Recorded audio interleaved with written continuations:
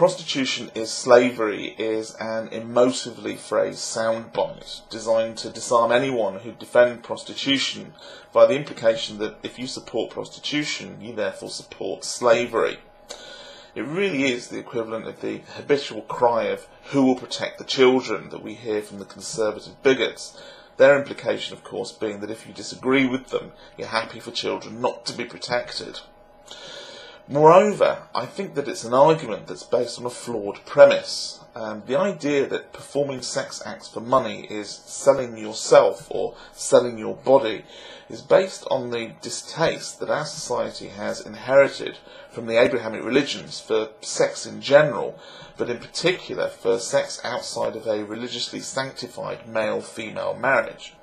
Say selling your body, and you're only a few steps away from saying selling a human being, and thus slavery. But this is a distorted and I'd say dishonest representation of prostitution. Merriam-Webster defines prostitution as the act or practice of engaging in promiscuous sexual relations, especially for money. It also defines it as debasement. So the implicit moral judgment of anyone who would take money or pay money for sex is clearly evident in those definitions. The negative connotations of promiscuous are again based in our culture's inherited view of sexual relations between human beings. There's the implication of being promiscuous, that having more than one sexual partner is somehow wrong. And I think that undermines your argument, because you're making an arbitrary moral judgment about sexual behaviour, and in addition you're arguing from a flawed initial premise, the premise being that prostitution is slavery, that the men and women who are prostitutes have no choice in the matter. So let's move away from contaminated words and discuss the concepts instead. Is there really anything inherently wrong with buying a sexual act from another human being, or in selling a sexual act to another human being? Subject to certain criteria, such as it being a free choice and being made by a responsible consenting adult, I'd say that there's nothing wrong with it at all. As adults, we should be free to make our own choices. If I was back in my late teens and early 20s today, knowing what I know now, I have to say that I'd seriously consider it. Back then, I was a horny young guy who had a cute smile and a lean body. I used both of these to good effect to get plenty of casual sex. If I could have been paid for it as well and made a few quid on the side, I can't see that there's really any harm in that. And it certainly would have helped out when I was a student, and it would have saved me from the low-paid hell of working as a supermarket shopping trolley collector and an overnight car park attendant. In the pre-minimum wage Thatcher years, I had first-hand experience of exploitation.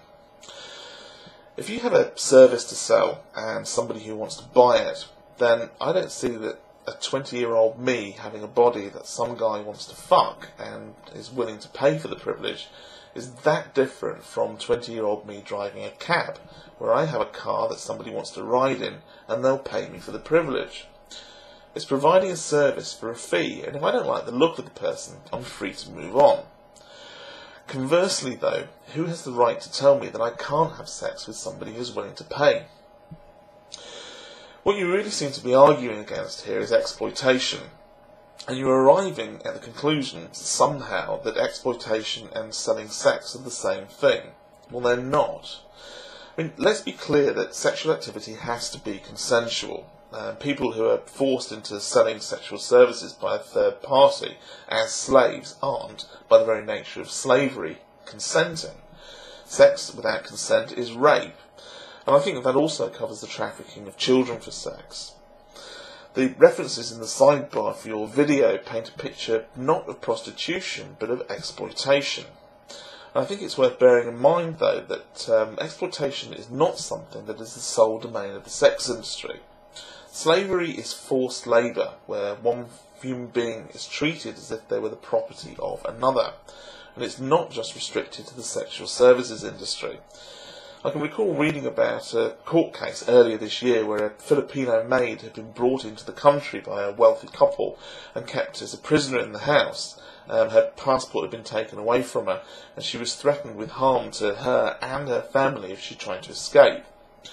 To argue that selling of sex should be illegal because women are imported into this country, imprisoned and used as slave labour for sex is no more valid than saying it should be illegal to have a maid because women are imported into this country from the Philippines, imprisoned, threatened and beaten. Or that it should be illegal to have a garment factory because there are a large number of sweatshops out there paying below minimum wage, all staffed by an imported workforce who can't blow the whistle because of the fear of being deported. It's missing the point that it's the exploitation that is wrong and not the work being done by the exploited. Trafficking of people is wrong, there's no argument there. That it happens predominantly in the sex trade doesn't mean that there's anything inherently evil about trading of sexual services. It simply demonstrates that vulnerable people will be exploited by the unscrupulous if there's the opportunity for that to happen. And sex is pretty easy to sell. It's unskilled work. You just need the right body parts and pretty much anyone can do it. And the people with no skills and no options are the ones who end up being exploited, regardless of what industry we're talking about. So, whilst I support your argument that exploitation of human beings is unacceptable, and that in a civilised society it's not a case of it should be illegal, but that it must be illegal, I reject your conclusion that buying and selling of sexual services are the same as slavery.